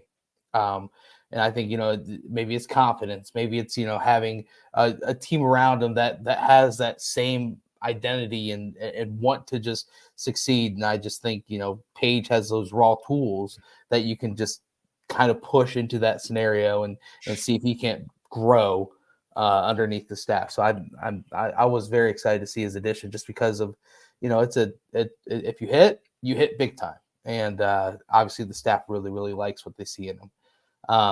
And then obviously one more scholarship left. The board has been all over some names for that, and obviously, Chad, I do it every week, and I'm gonna do it again. But is this a head to the board and find out more scenario, or are you thinking they kind of look at different options, or I don't know? It kind of seems like it's pretty cut and dry on all a lot more names going in, but a lot of names are starting to commit places. Yeah, I mean, I think was wild. like I said, there over these next 10, 11 days, there's still going to be a lot of interesting names that enter the portal. Mm-hmm. I think the name everybody is talking about right now is the right name to be talking about. That's why as soon as that name entered the portal, I said, keep an eye on this one. There are a multitude of connections. If you're paying attention, that name is Sean Stewart. Mm-hmm. I think if you're Cincinnati, you'd probably like to work a little bit in the shadows right now, to where not everybody knows exactly every move that you're making in terms of this recruitment, because this is a very high level name. Mm-hmm. A guy that was a 5-star last year, was very highly thought of. And the other thing is that's important to note in Sean Stewart, Duke very much wanted to keep him. Yeah. He was stuck behind Kyle Filipowski last year, who was an All-American. Like they would have gotten him on the floor more if there was, like I just talked about, that opening to get him more playing time. Right. If that fan would have just hit Kyle Filipowski a little bit harder on that court rush, we would have seen a lot more Sean Stewart. You're right, Aaron. So I mean, that's the name that I'm tracking the most heavily right now. Mm-hmm. Do I think there will be a visit? Yeah, I can see that happening. I know it's been reported as fact elsewhere. I'm not quite to that point yet, but I do feel pretty good that there will be a visit coming up, just based on the way things have kind of trended so far. And there's a lot of connections there. Mm-hmm. His AAU coach is a Cincinnati guy. He played with Jizzle.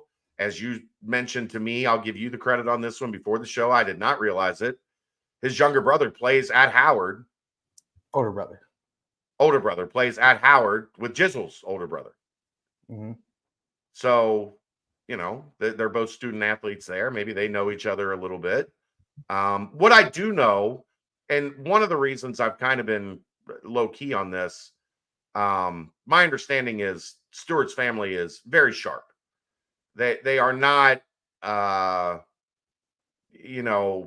going on a whim with this portal process. And generally, when that's the case, those families want things to be a little bit more low key. They're not looking for the headlines. They're not searching social media every day to see what's being talked about. They've got their own process. They're going to handle things kind of their own way. And that's every portal situation is a million times over its own unique entity. Some kids aren't going to go somewhere that they don't get 500 likes on Instagram when they ask about the school. Some kids don't open Instagram. So you could get them 2,000 likes and they wouldn't know. So it's, every situation is different. I think the Stewart recruitment is going to be pretty quiet. I think you'll see some info getting out, but I don't think there's going to be a ton of it. And then I think they will decide what they feel is best for Sean and his next move. So Wes is going to have a chance to make a play there.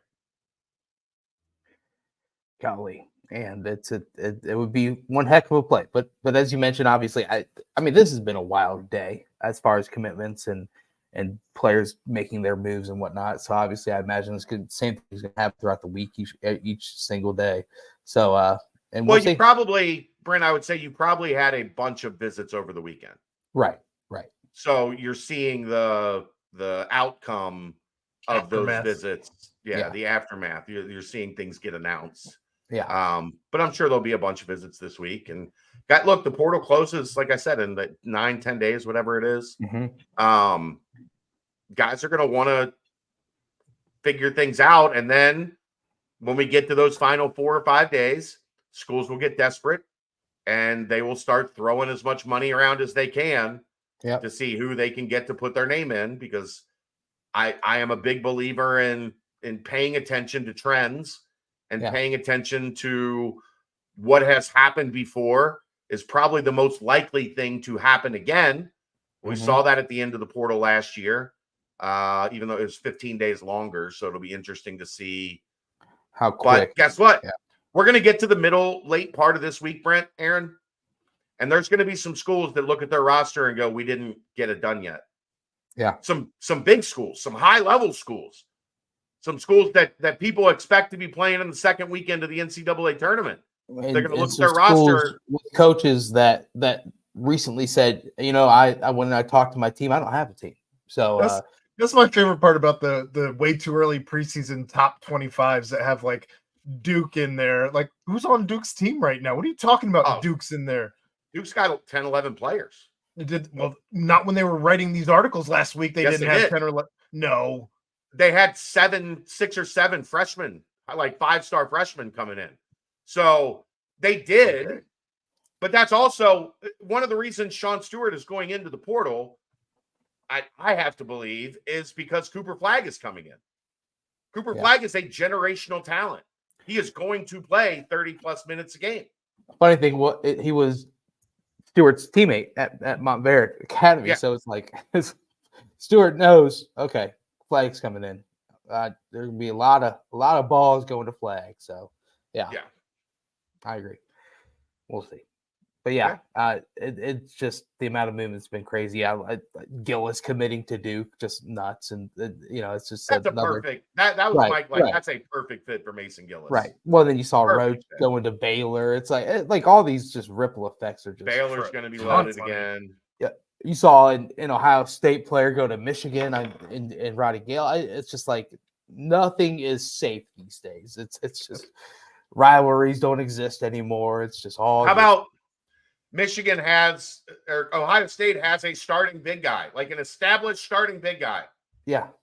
And they go get a backup to come in behind him. The big guy had already announced Akpara, whatever. Yeah, Felix Akpara. Had already announced he was coming back to Ohio State. And said, "Oh, wait a minute." They bring in a big guy. He's like, I'm actually going to try this portal thing out. No one is staying until it is April or May 1st. May 2nd. I don't even know when it officially ends, but May 2nd. May 2nd, you feel comfortable. Same thing with that Minnesota point guard. He said PG1 is back, and then today he's like, "Nah, PG1 is in the portal." PG1's actually in the portal. Yeah, we're going portaling. So yeah, it's nuts. Obviously, grab on to everything you got and strap in. It's going to be a lot more fun in the next week and a half. So we'll keep you locked in on BCJ. Just a couple of quick commitments on the football side. Obviously, one came via the portal, which was a lot of fun because it is Max Fletcher, and that means the Rake Part 2. Are we going to say that, or like is it? I mean, that picture of them together wearing the Cincinnati jerseys. It's like they're identical. It's pretty They look pretty so nuts. much alike. But It's wild. Max Fletcher, there we go. The rake part 2. There we go. Good job. You'll figure it out. There we go. There it is. There it is. Right on. I love it. I love it. Obviously, Look, that's huge. You're getting an All-American level punter to come in redshirt for a year to be ready for the final 2 years. Say what you will. We know Mason Fletcher. We know what that kid is about. Yeah. It says a lot about where this program is headed and the direction of the new staff, not only for him to stay, right, but for them to bring his brother in to sit behind him for a year to take over when he's done. I don't know what else you could take from it. That like things are much stronger in the locker room than some would realize, or else Mason Fletcher would have told his brother, "Go get you a bag. Don't come here." Yep, exactly. I agree. Exactly. And then, of course, commitment out of the high school ranks today as Benny Patterson. Now, this is a guy that committed to Northern Illinois, and then he kind of started to blow up over the past month and a half, collecting numerous P5 offers. And then all of a sudden, here he is, a Bearcat. Chad, and anything you can sprinkle in about this recruitment? Obviously, a high level on the edge. Big time player is a guy that has that frame, has that build, something that you like to see joining the program out of the high school ranks. Look, I think the biggest thing is this staff has a type, and that type is measurables. Mm-hmm. They want you to look like, what did we talk about so many times about last year? They went out onto the field and they did not look like the team that was across from them.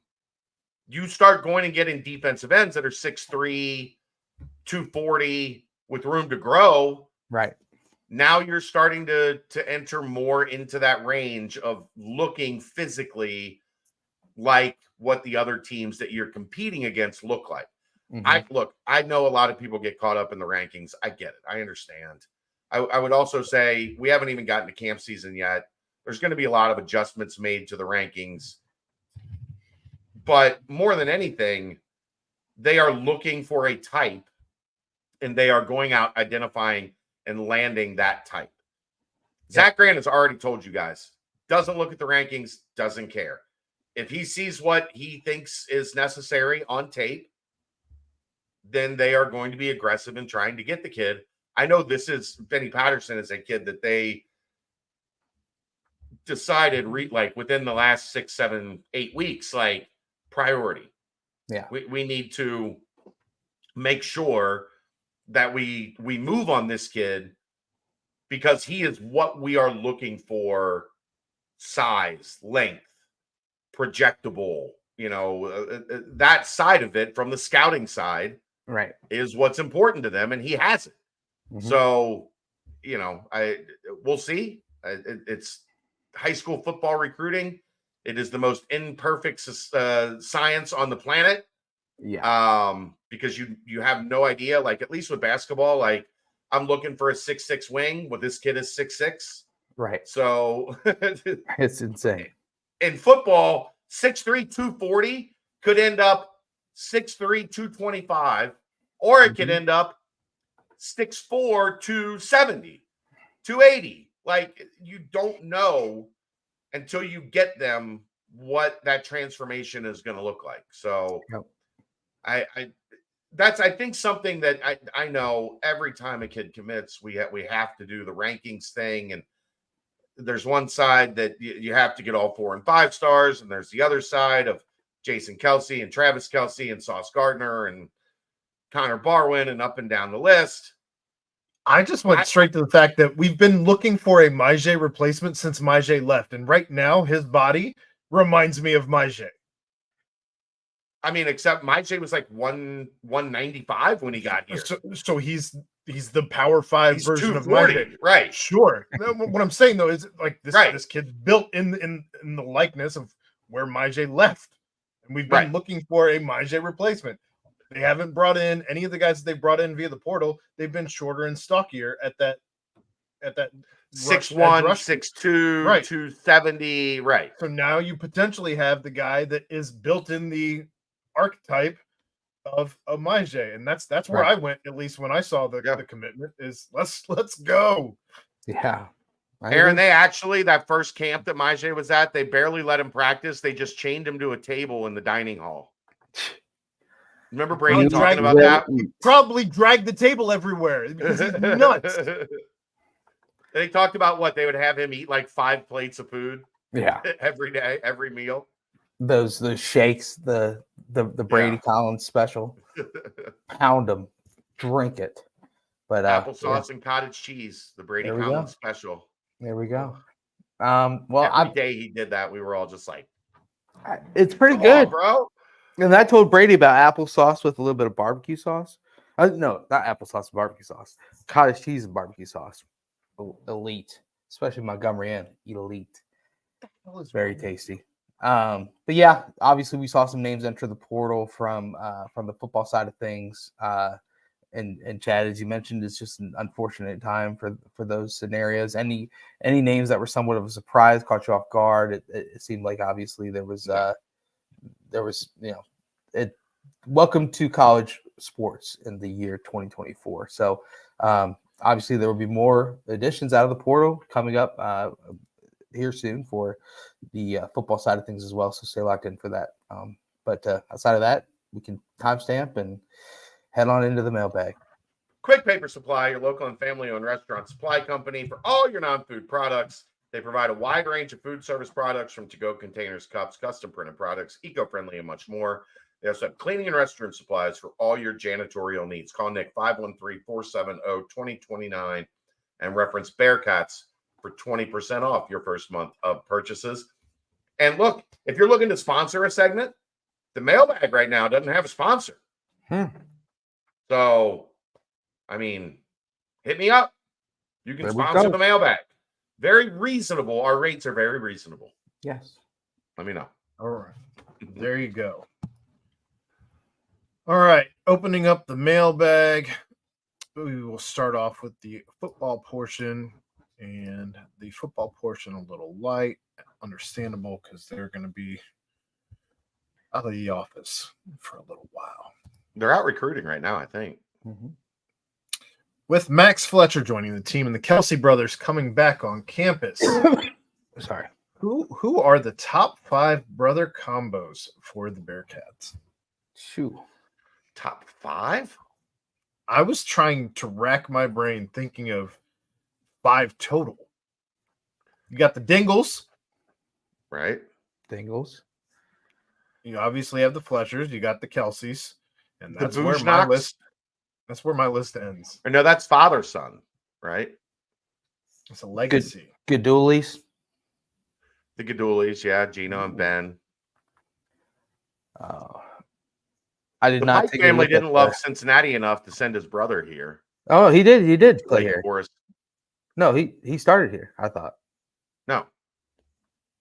Are you sure? Tony's brother went to Wake Forest out of high school. No, I think, what was it, Drew Pike, right? I couldn't think of any on the basketball side. At least not in recent memory. Gabe and Mason Madsen. Oh. The Pace brothers, yeah. They would be up there for sure. Okay.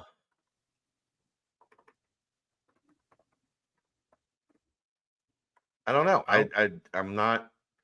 I don't know that you can compile a long enough list to have a top 5. I think you're just running. Right. I think it's just 5. Like it's just here are the 5 brothers that have played for UC. I swear. No, he didn't. I'm telling you, he didn't. No, I think, but do you think I would take a shot at Tony like that without knowing the right information? No. I agree with you. But I think one of his brothers played there. No, he has one brother and one sister, I think. Right. Let me get back to you on this. Okay.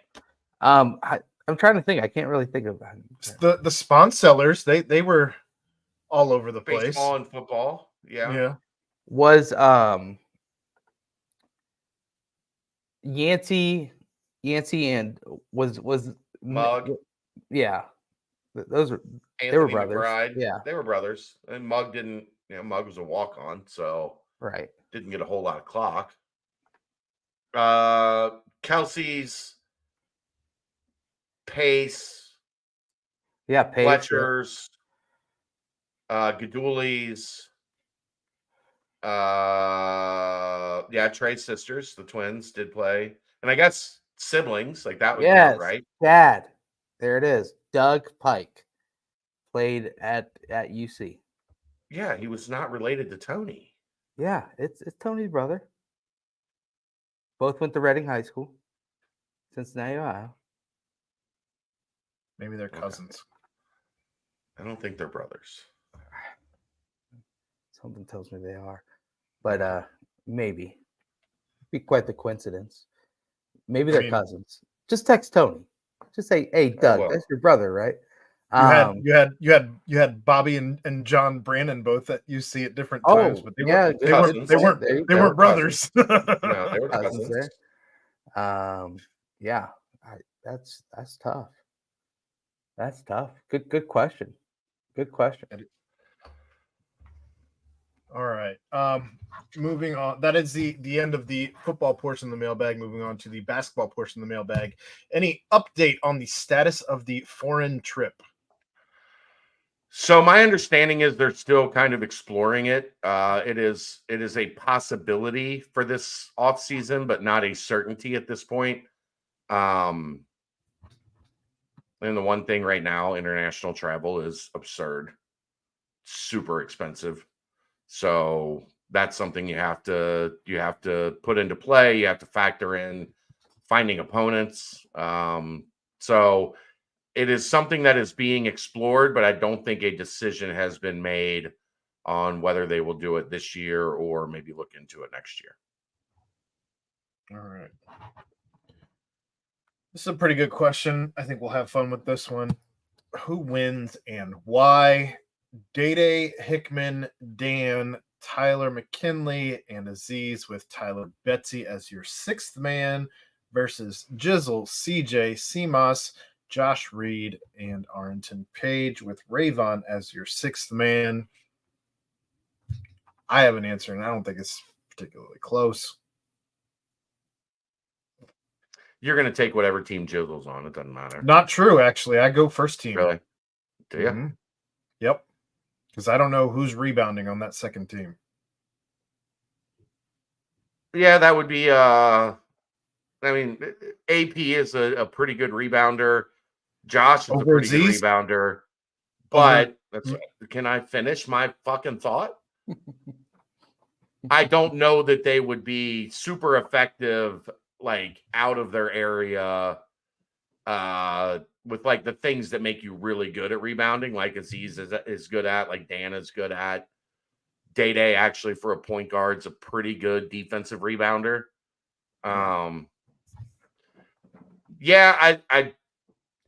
It's a tough call because scoring Jizzle, CJ, and Seamoss, assuming a healthy CJ, is going to be able to put some buckets on the board.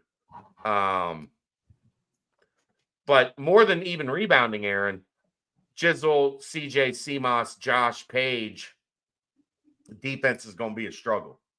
Yeah. Especially on the perimeter.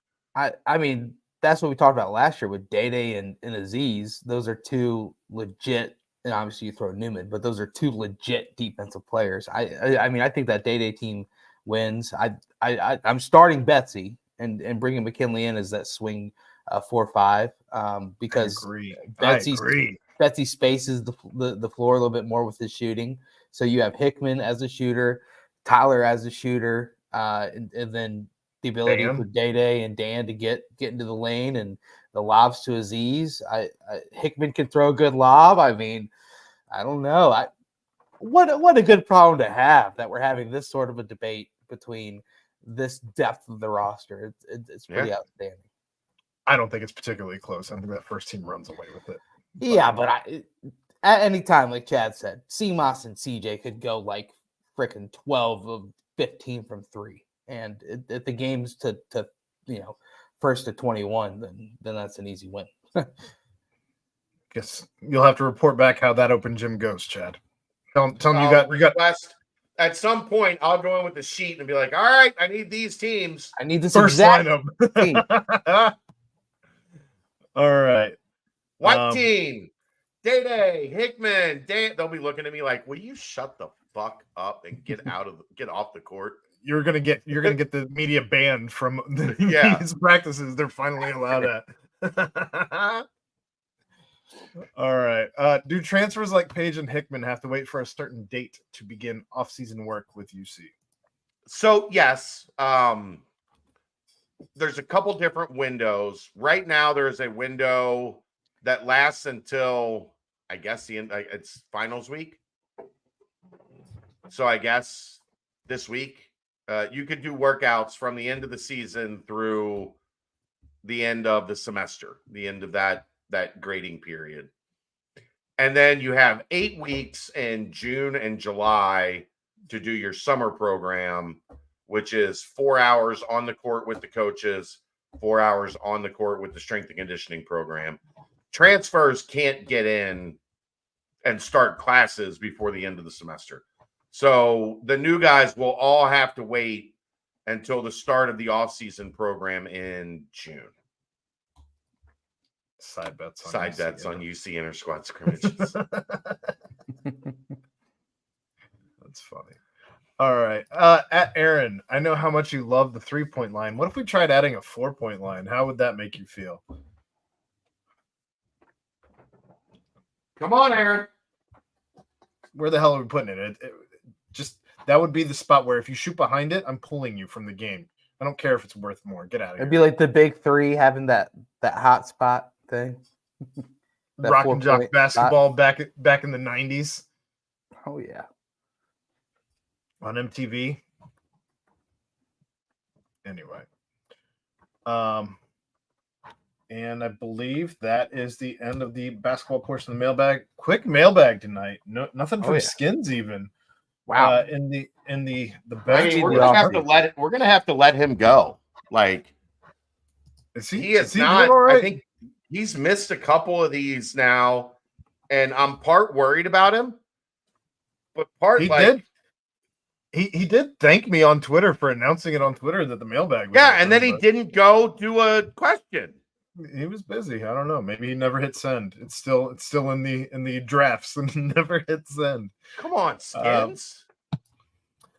So with that said, the last question in the mailbag, over under on 10 years for the amount of time until there's a cap-like figure for how much a team can spend in NIL monies.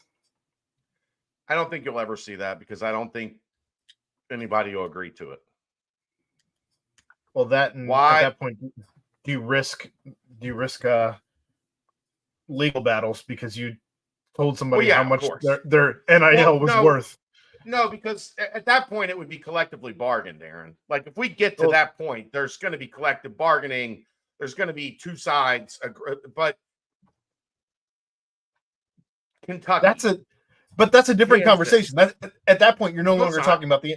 At that point, you're no longer talking about the NIL. You're talking about what their wages for what it is that they do for work. Yeah. As opposed to NIL is always going to be unlimited because it's going to do a commercial or going to Motorola signs you to be your spokesperson. So now you're making money from Motorola or Tyson Chicken or whoever the hell else we're talking about. So I don't think that you're ever going to be able to cap what they can make commercializing FedEx their name and Tyson Chicken. Name, image, and FedEx. I agree with that. I'm also saying there's no way Kansas is going to let Cincinnati determine how much money they can spend. I think you may end up in a situation where you end up with how much the players make, and that's what's going to be collectively bargained, but that's going to be a completely separate entity outside of NIL. The collectives and the NIL, right? Right. No, I agree there. I'm just saying, like, there will never be a set, like, this is how much everybody has to spend, because remember, the people that control college sports are Ohio State, Texas, USC. Like, they are never going to allow Vanderbilt and Indiana, whatever, determine what they want to spend. Like that just is never going to happen. I think that case has already been determined at the Supreme Court level too. So, yeah. But good question, all the same. It makes for a good conversation. It does. I'm sure we could argue plenty on that. But that is the okay. mailbag. By the way, Brent. Yes, Doug was Tony's brother. He was a walk-on lineman. I was thinking of the brother that went to Wake Forest and never played here. I don't even think that's a brother. Yes, it is. Drew? Yeah. He went to Elder. He's Tony's brother. Okay. Yes. Okay. Yes. I've That's seen the Tony mailbag. decked out in Wake Forest gear cheering for his brother. Right. You're right. Gino and Ben Gaduli. How about that? Ben Gaduli. He was and their father. Yes, case base. We mentioned the Dangle brothers. We did mention the Dingle. And supposedly Royer told us that Jacob Dingle is a pretty doggone good golfer. So Scratch golfer. We take his word for it here. But yeah. Anything else, guys? Nah, man, get us I'm out good. of here. Quick mailbag. 2 hours? When was the last time we finished in 2 hours? Maybe Royer should miss more often. Jeez, Aaron, that's not how you close out the show. Special shout. Riffing with Nicholson next week on the BBP. Next week, riffing with Reagan on the BBP. Well, guys, it was a fun one. Special shout, special thanks. Huge welcome to the BBP and the BCJ pods. She was family. great. Katrina Merriweather. She was awesome. Great. She's great. And then on top of that, special shout out as always to Danco Transmission and Auto Care. Special shout out as always to Quick Paper Supply for their timestamps. Special shout out as always to New Riff and with Aaron, my second most favorite segment, right behind Riffing with Royer. So, but you know what, for my guys, my pals, the crew, the squad, those who were in attendance today, Aaron Smith and Chad Brendel, I am Brent Young. Yet another fantastic BBP presented by BearcatJournal.com. See ya.